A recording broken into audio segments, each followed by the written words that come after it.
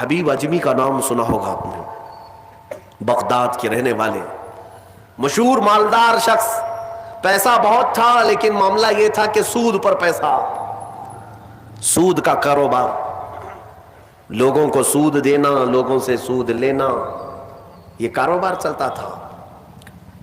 مسلمانوں اگر اپنے معاشرے میں سود کی بلا ہے تو فوراً توبہ کر لو۔ میرے آقا صلی اللہ علیہ وسلم کا فرمان عالی شان ہے، جس نے سود کا ایک لقمہ کھایا وہ گناہ اتنا بڑا ہے کہ جیسے کہ کعبے کے سامنے اس نے اپنی ماں سے زنا کیا۔ یہ بہت خطرناک چیز ہے، لوگ اس کو آج ہلکے میں لیتے ہیں۔ پیسہ ڈبل کرنے والا سسٹم مسلمانوں کو بہت جلدی پسند آتا ہے، کوئی بھی آ جائے کمپنی، چیٹ فنڈ کمپنیاں صرف مسلمانوں کے محلے میں ہی کامیاب ہوتی ہیں، باقی جگہ نہیں۔ لاکھ روپے دو اور تم گھر میں نواب صاحب بیٹھے رہو، ہر مہینہ 10-10 ہزار آتا رہے، یہ پتہ ہی نہیں کہ کس طرح سے آتا ہے۔ تمہارے گھر میں آنے والا ایک لقمہ بھی تمہاری تحقیق کے بغیر نہیں آنا چاہیے، تم مسلمان ہو۔ ایک سکہ بھی تمہارے گھر میں بغیر تحقیق کا نہیں آنا چاہیے۔ اگر مشکوک، یعنی جس میں شک ہے، حرام کی بات نہیں کر رہا ہوں، حرام تو بڑی بات ہے، جس مال میں شک ہے اس مشکوک مال کا بھی ایک لقمہ کھا لیا تو اولاد بگڑ جاتی ہے۔ بزرگوں نے فرمایا اولاد بدتمیز پیدا ہوگی، بد اخلاق ہو جائے گی، کردار سے عاری ہو جائے گی، اس کا خیال رکھو۔ تو میں عرض یہ کر رہا تھا کہ حبیب اعجمی سود کا کاروبار کرتے رہے۔ ایک دن ایسا ہوا کہ اپنی بیوی سے گوشت لا کر دیا اور کہا کہ پکاؤ۔ بیوی نے کہا لکڑیاں نہیں ہیں، کہا کہ میں فلاں کے اوپر میرا سود آتا ہے، سود میں وہ لکڑیاں لے آؤں گا، سود میں لکڑیاں بھی، گھر کا آٹا بھی سود میں لا کر کے دیے۔ بیوی نیک تھی، سمجھاتی رہی۔ اس دن دعا کرتی ہے مولا میرے شوہر، میرے سرتاج، میرے رفیق حیات کو ہدایت دے دے۔ جب چولہے پر یہ ہانڈی رکھی گئی، کھانا پک گیا، یعنی سالن پکا تو اس نے اتارا، حبیب اجمی دسترخوان پر تھے، ہانڈی کھولی گئی تو اس میں پکتا ہوا خون تھا، خون کے علاوہ کچھ نہیں۔ حبیب اعجمی نے پوچھا یہ کیا ہے؟ بیوی نے کہا جب لوگوں کا مال سود میں لا کر کے دو گے تو اللہ تعالیٰ تمہیں دنیا میں ہی خون کھلا رہا ہے، آخرت میں کیا عذاب ہوگا۔ بات اثر کر گئی، بات اثر کر گئی دل پر، اور ڈر بھی گئے کہ اپنی آنکھوں سے دیکھا کہ پکتا ہوا گوشت خون بن چکا ہے۔ فوراً پورے جسم میں کپ کپی طاری ہو گئی، توبہ کیا، کھڑے ہو گئے۔ گھر سے باہر نکلے تو راستے سے جا رہے تھے، بچے جو کھیل رہے تھے، ایک بچے نے پکار کر کہا اے بچے ہٹو، یہ سود خور آ رہا ہے، اس کی چھاؤں کہیں ہم پر پڑ گئی تو ہم برے ہو جائیں گے۔ بچوں میں بھی یہ بات آ گئی تھی۔ حبیب اجمی کو آج دل پر بات لگی، میرا رب کسی کے لیے ہدایت دیتا ہے تو کچھ ذریعے بنا دیتا ہے۔ حبیب اجمی اب رونے لگ گئے کہ میں اس قدر خستہ ہوں، اس قدر بدنام ہوں کہ بچے میری چھاؤں سے بھاگ رہے ہیں۔ اب سوچا کہ اب میں سود نہیں لوں گا اور نہ ہی اس کاروبار میں، سب کو چھوڑ دیا۔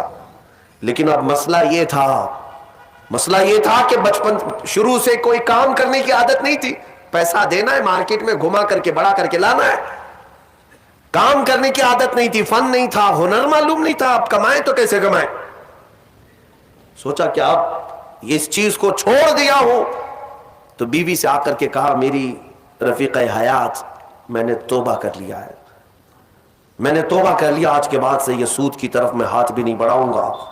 بیوی سجدہ شکر ادا کرتی اور کہتی ہے میرے رفیق، اے میرے زندگی کے ساتھی، اب فکر مت کرنا، میں تم سے کسی چیز کا مطالبہ نہیں کروں گی، آدھی روٹی بھی لاؤ میں صبر کروں گی، آدھی روٹی بھی آئی تو میں صبر کروں گی، اس لیے کہ آپ حلال رزق کی طرف جا رہے ہیں۔ کاش ہماری عورتیں ایسی ہوں جو اپنے شوہر کو سیدھے راستے پر لانے کا سبب بن سکے، ورنہ بہت ساری عورتوں کے مطالبات کی وجہ سے مرد حرام کاریوں میں پڑ گئے۔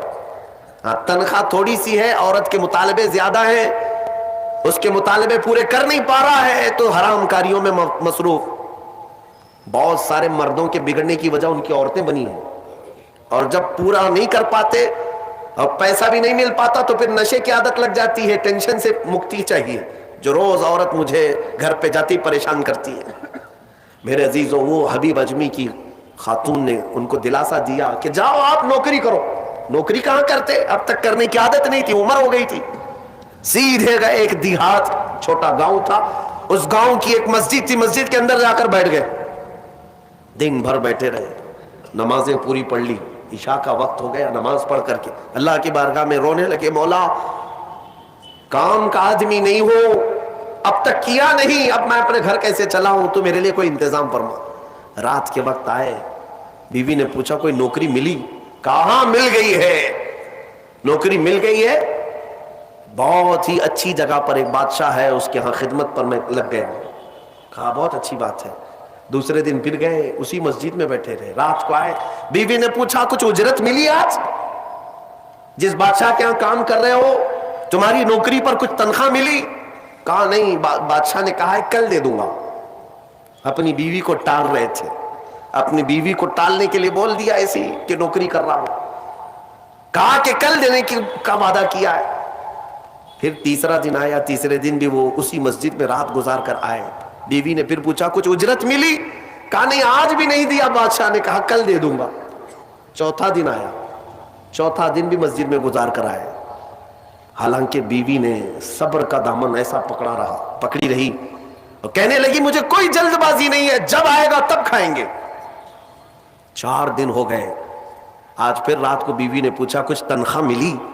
گھر کیسے چلے گا, 4 دن سے چولہا نہیں جلا گھر پہ.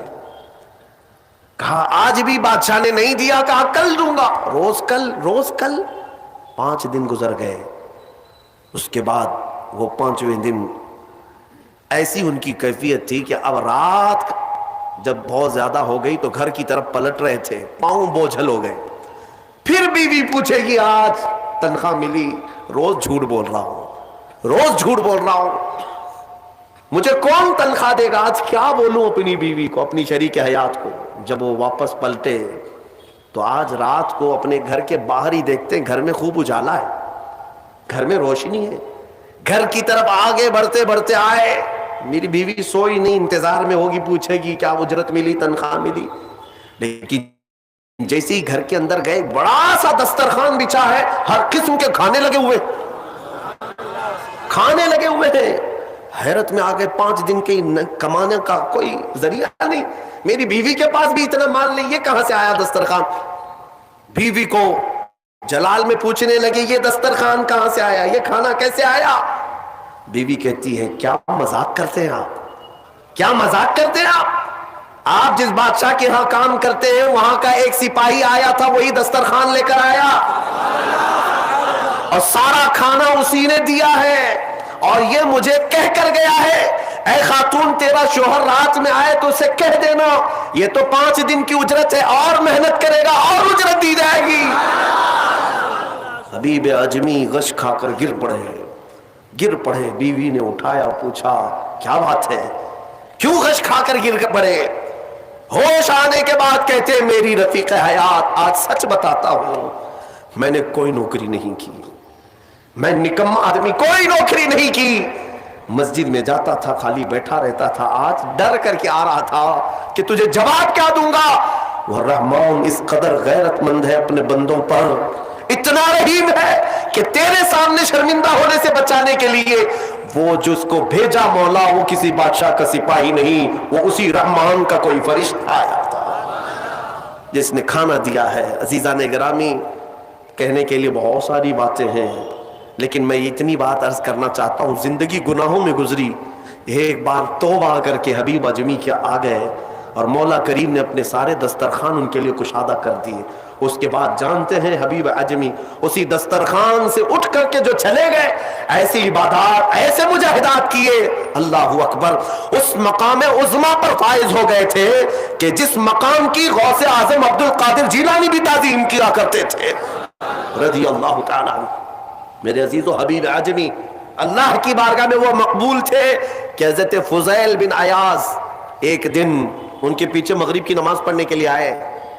حضرت حبیب اجمی کی زبان میں تھوڑی لکنت تھی, تو قرات میں ان کی لکنت سمجھ میں آ رہی تھی, تو فضیل بن عیاض پیچھے سے نماز توڑ کے چلے گئے, اس کے پیچھے میں کیسے نماز پڑھوں.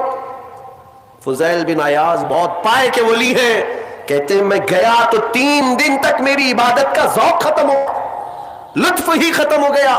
میں بارگاہ مولا میں رونے لگا کہ مولا مجھ سے کیا خطا ہوئی. رات کے وقت مجھے غیب سے ندائی کہ فضیل تو نے میرے محبوب حبیب کی صرف زبان دیکھا, اس کے دل کی پاکی کو نہیں دیکھا. وہ اللہ کی بارگاہ کا مقبول ہے.